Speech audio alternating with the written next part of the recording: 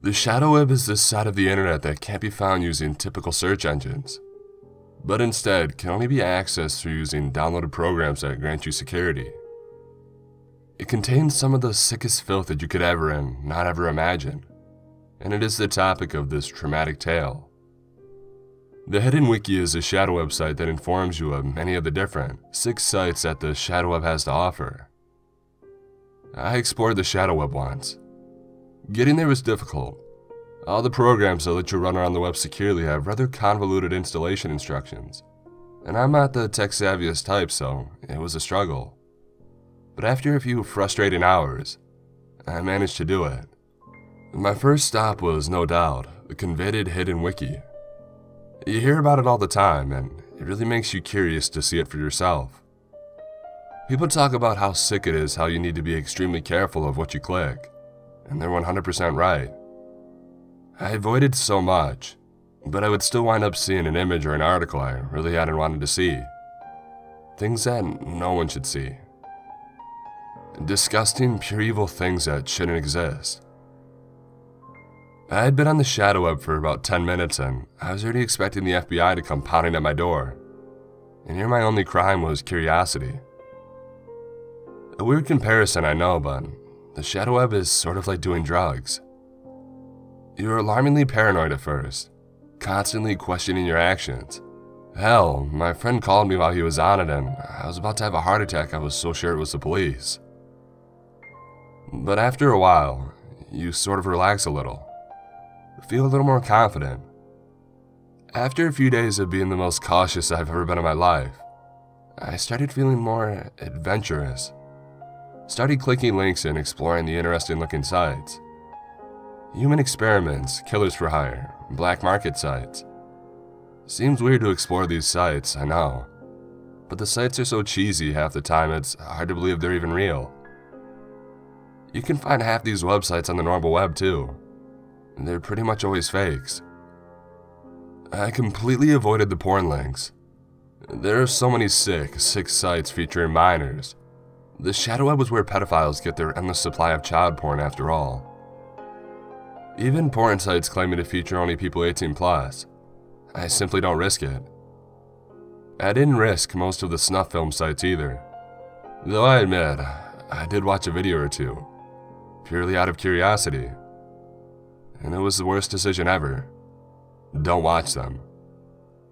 It's when several weeks of regular shadow web access had passed that I began feeling extremely confident. I had gotten to the point where I could easily and automatically avoid links I knew led to bad things.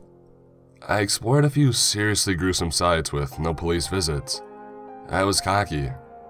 I was just curious. I joined a forum. It was a pretty tame forum compared to the others that I'd stumbled across. This one was for, as they called themselves, underground families.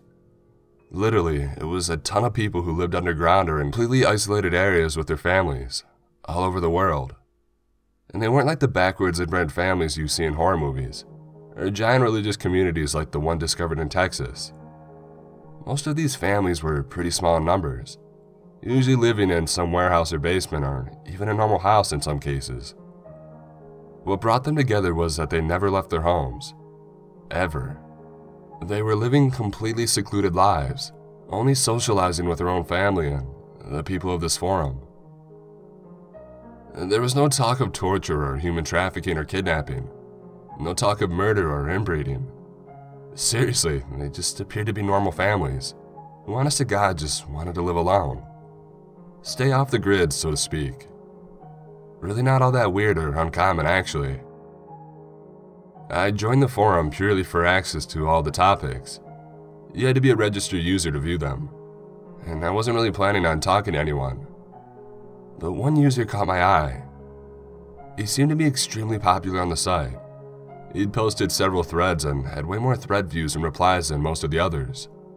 He replied to everybody, even silly remarks you think would have gotten lost in such heavily populated threads. And not wanting to bring attention to myself, the community was actually a decent size, but I still felt like they'd easily sniff out a newbie like me and begin questioning my authenticity. I messaged him privately. Hi, sorry to message you out of the blue like this, but I'm new to the forum and I didn't feel totally comfortable posting yet. I'm trying to write an unbiased article for an online publication about underground families, and I was hoping you could tell me more about your life. I'm ultimately hoping to give public insight about family life in seclusion compared to, say, one person who lives alone. I'm also interested in the reason behind your family's decision to live underground.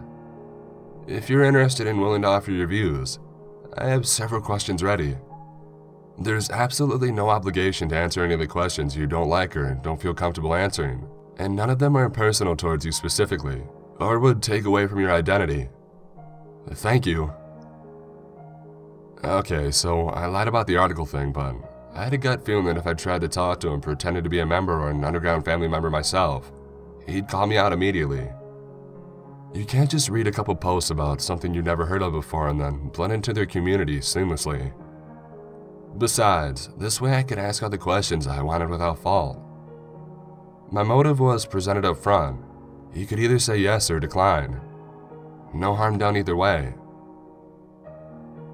Several days passed with no response, so I stopped looking at the forum so often.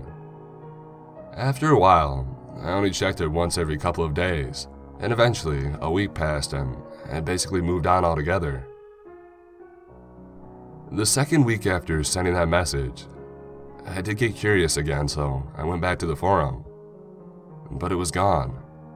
The entire thing was gone. Did I have the right web address? Yeah, it's definitely the same.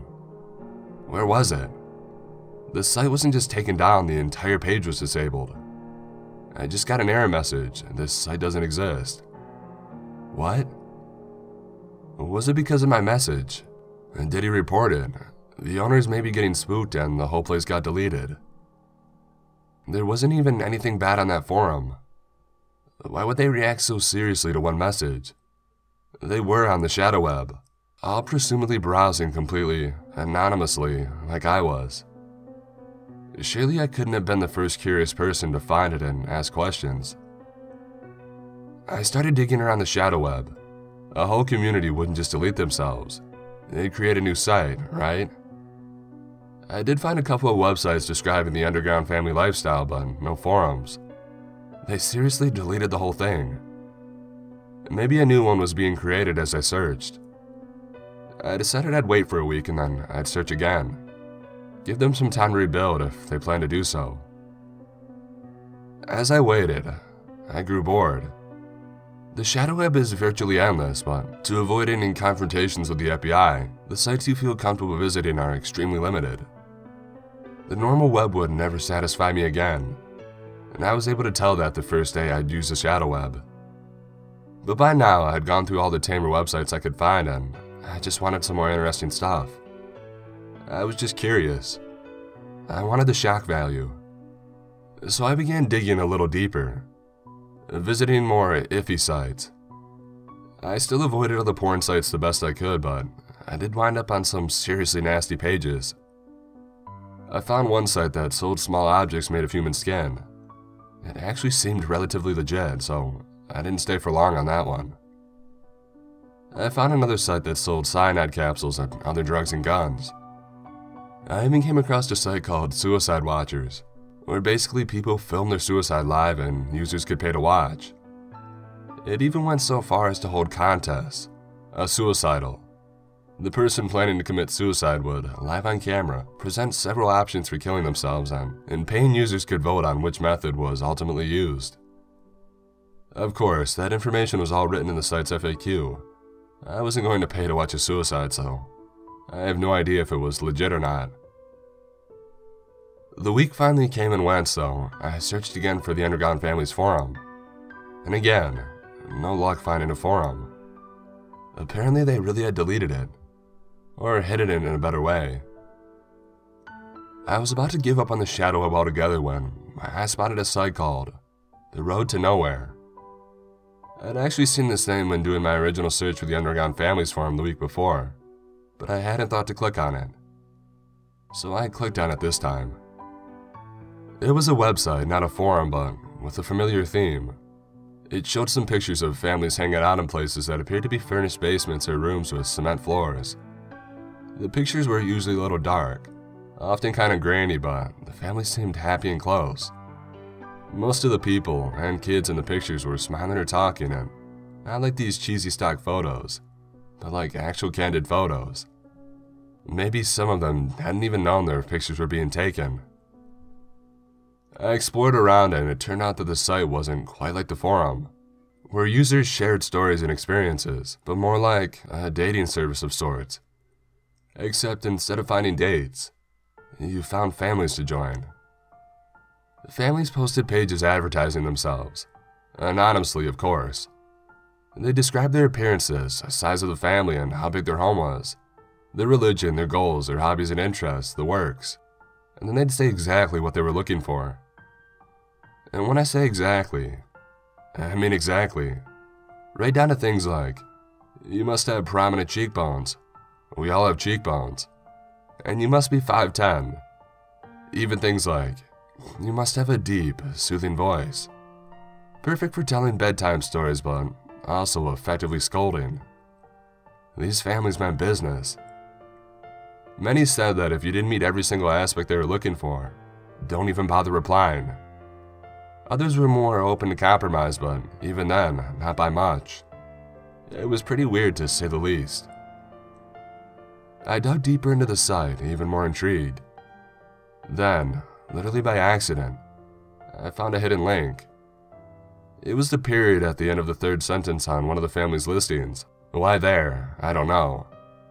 Maybe the link changed daily to a different random period somewhere else on the site. Either way though, I clicked on it, and I was taken to a new section of the site.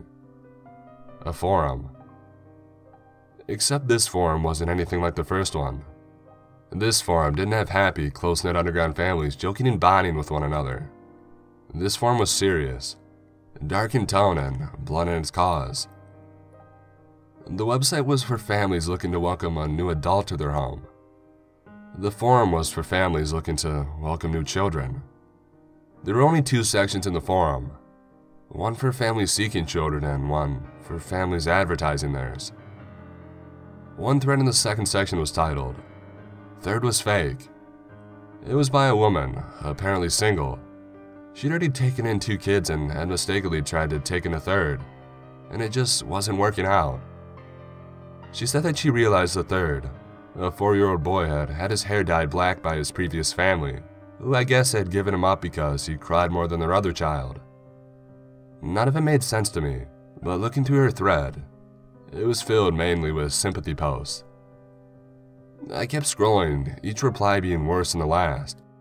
People sympathized with her struggles, but she wasn't getting any takers for the boy. One user commented saying how difficult it is finding families for children over 2. From the other posts, I learned that crying children can rarely be rehomed, because apparently crying is one of the many negative child traits underground families don't want. Others include a large feet, narrow mouths, and bony limbs. Between the website and the forum, it suddenly dawned on me why everybody had listed such meticulously strict traits and qualifications. They all wanted their families to appear biologically related, right down to their temperament and personality. And maybe for some other, much sicker reasons too. I went back to reading the replies. I was getting to the more recent posts, like in the last week or so. It was obvious the woman was growing increasingly frustrated with her lack of luck. And finally, she posted a time limit. If nobody takes him by August 3rd, I'm going to dispose of him. And today was August 1st. A few people replied with things like, "Ah, poor little guy, but you have to do what you have to do." No one seemed concerned for the boy, only sympathetic towards the mom, so I did something I never ever should have done. I messaged her, privately as with the man on the last forum. I said I'd take the boy. I wasn't expecting a reply. Hell, I half expected the site to suddenly shut down like before. So imagine my shock when, not even 15 minutes later, I got a message back. "Thank God, disposing is such a mess, and my other kids haven't witnessed one yet.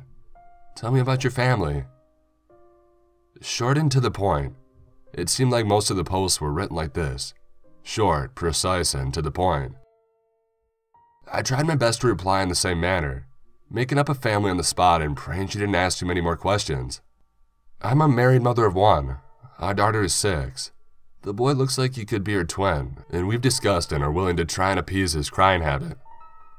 I'd seen the word appease thrown around on both this forum and the last one, and I had a feeling it referred to something a lot more sinister than it sounded. The woman responded back with an email address I could reach her at, an anonymous one of course, to discuss the finer details and eventually an exchange location. I agreed and promised her a prompt email. And then I sat at my desk for a moment, thinking what on earth I had just done. Do I call the police? If I show them all of this, will they forgive the fact that I've been browsing these sick and twisted websites on the shadow web for the past month and a half? Or would trying to be the hero for this little boy wind me up in prison? I was scared, extremely scared, terrified of being exposed. This would definitely make national headlines, maybe even international ones. Everyone in the world would say, yeah, she saved a boy, but what was she doing on all those other sites? My friend and family would have known I watched a 2-minute video of some Indian guy being beheaded with a hunting knife. They'd know about that live torture site I'd hung out on for 2 hours. I didn't watch any of the videos, they were paid to watch anyway. And even if they weren't, I still wouldn't have. Right? No, maybe I would have. My curiosity had landed me in hot, unforgiving waters and given me a black and white choice as punishment. Save the boy but face public humiliation and possible prison time for my sick curiosities, or delete my anonymous browsing altogether, never looking back, and convince myself the boy's fate was out of my hands. Top story. 4-year-old found dead after anonymous call to the police. A woman's anonymous phone call to police headquarters around 4:30 p.m. last night may have resulted in the death of a young boy, thought to be a victim of a large-scale underground child trafficking trade. Tom has the story. Thanks, Beth. An investigation of a 4-year-old's discovered body now shows that the boy is the same child who was kidnapped from a daycare 3 years ago. A crime that had left such mystery and sorrow in its wake that the daycare had been forced to shut down just weeks after the incident occurred. Hope of locating the boy was slim, until an anonymous phone call to the Rosendale Police Department came in late last Friday afternoon. Here's the call. 911, what's your emergency? I think a boy is about to be killed. What? Tell me where you are. No, I can't. Okay, so, I was on this website. What website? A website for families. Underground families where they kidnap children and look, I think. Ma'am, please slow down. What's the website's URL address and where are you? Look, a woman is taking a boy to the corner of. He was kidnapped and she had kidnapped him. If you don't go get him, she's going to kill him. She's going to kill him at 5 o'clock if you don't go get him. Ma'am, hello. Upon further investigation, it is believed the boy was being traded through an underground child trafficking ring, but the details are still being worked out. The name and whereabouts of the anonymous caller are currently unknown, but police believe the call was made from a payphone just down the street from where the body was found. The police are unsure if the caller was a part of the trade. An alert was called and responding officers were immediately sent to the location provided. They arrived a little before 5 p.m. and waited, but no woman or child showed. The next day, on August 3rd, they returned to the spot for a follow-up and discovered the deceased body of a 4-year-old left in a nearby dumpster. Cause of death has not been officially released, but investigators suspect it to have been by strangulation. The boy otherwise showed no signs of trauma or abuse. No clues to his killer were left, and investigators are still working to determine where he's been over the past 3 years since his disappearance. Back to you, Beth. Thanks, Tom. Absolutely tragic. Yes, it is. In other news,